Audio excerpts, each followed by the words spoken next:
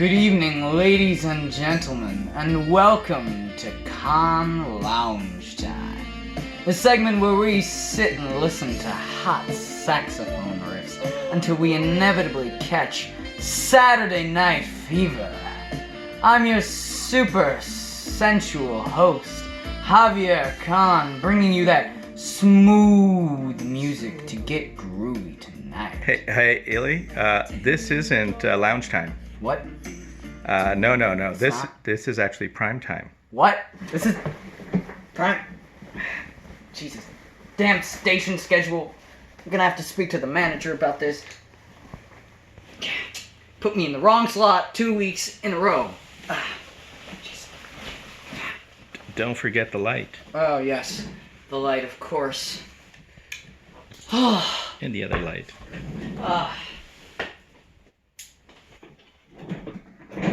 Give us too many props here. Jeez. Whew. I was so looking forward to lounge time. Good evening, ladies and gentlemen, and welcome to your weekly Con Primetime, the segment where we dissect world news from an entirely biased angle. I'm your host, Ilyas Khan, saying the things the news media won't, because I can. A quick disclaimer, although some things herein are actual facts, other things are not. If you want 100% accurate down-to-the-letter news, please stop citing Wikipedia in your bibliographies. First, tonight we turn to Russia, where according to several fake Facebook and Instagram posts, Vlad Putin, Russia's greatest love machine, released 500 lions into the streets of Moscow. To clarify, Moscow is not currently being prowled by lions. However, the KGB, the Russian National Guard, is asking all of the old babushkas to please stay home and make vodka in the basement. And we all know the KGB, the Russian National Guard. You don't even need the lions. You don't. They'll eat you alive. Although Russia is on lockdown and the virus is predicted to hit the frozen wasteland just as hard as anywhere else, the Kremlin spokesperson Dmitry Peskov told the fake news reporters of the world, "Piss off. There is no de facto epidemic, and de facto our situation is much better than in many countries.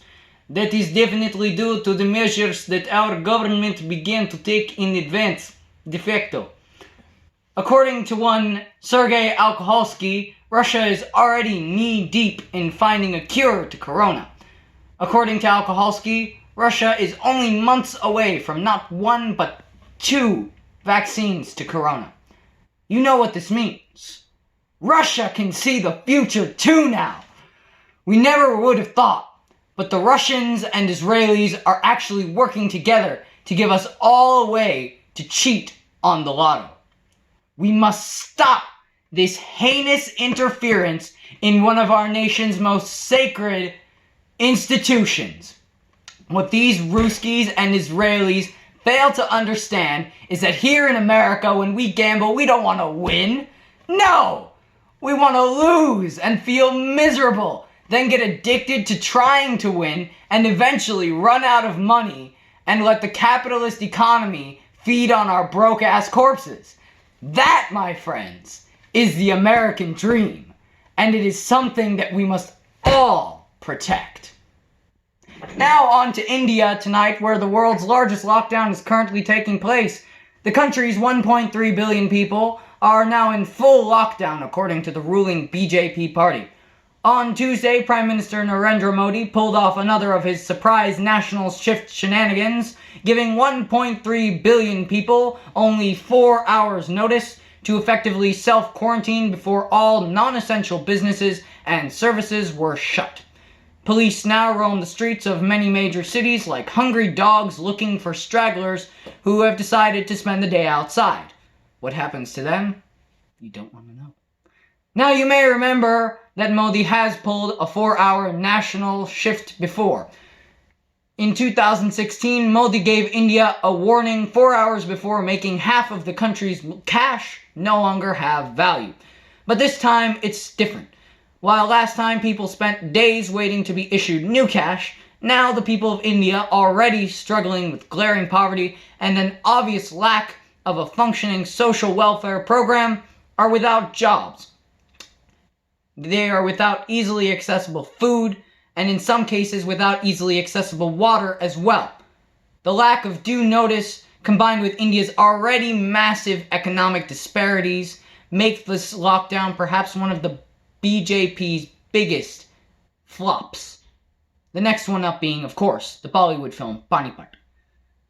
But while we can talk all we want about how this lockdown is poorly executed, and how in the film Panipat the racial portrayal of the founder of the Afghan nation, Ahmad Shah Abdali, is both distasteful and bound to be a diplomatic incident from the start, we as a global community cannot afford to gloss over a lockdown that has been going on for far longer in India. I'm talking, of course, about Kashmir, the beautiful mountainous province that has basically been in quarantine from the rest of the world since the early 90s. As we go into this time of global lockdown, we have to remember when we complain about being stuck indoors for just a few weeks as we live in comfort and luxury, it is belittling to all of the people who have been in lockdown and don't have the privileges we do. Me? I can wake up every morning, have a bowl of cereal, and crash on my beanbag for 5 hours doing homework and watching 80s anime. But the people of Kashmir? They're stuck inside.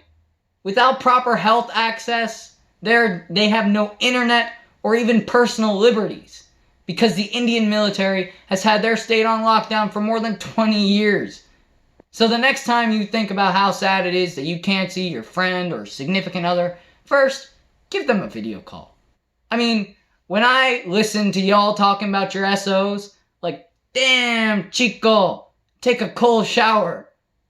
Now, after you've gotten down and funky to some smooth grooves brought to you by Con Lounge Time with your spicy SO, I want you to remember that there are people out there who can't get into the groove and prove their love to me.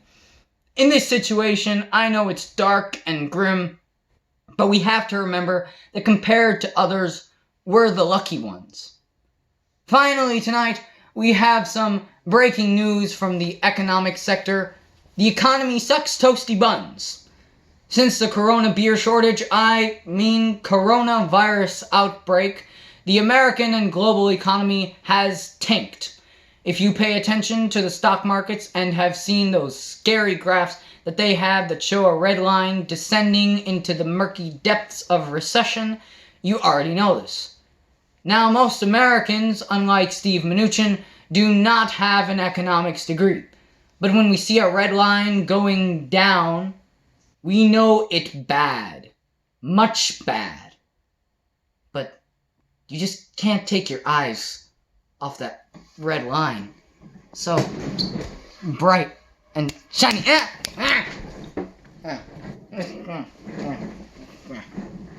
Anyways,